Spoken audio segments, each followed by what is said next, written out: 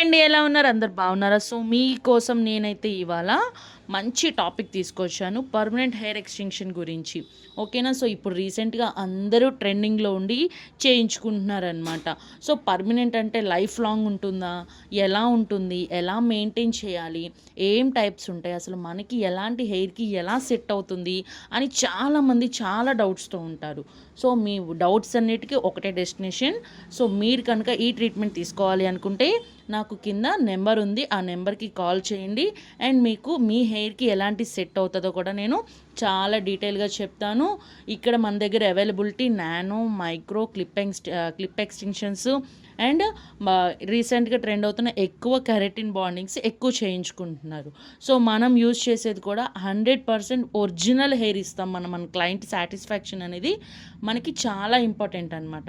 So, 100% original hair అనేది మనం provide చేయడం జరుగుతుంది.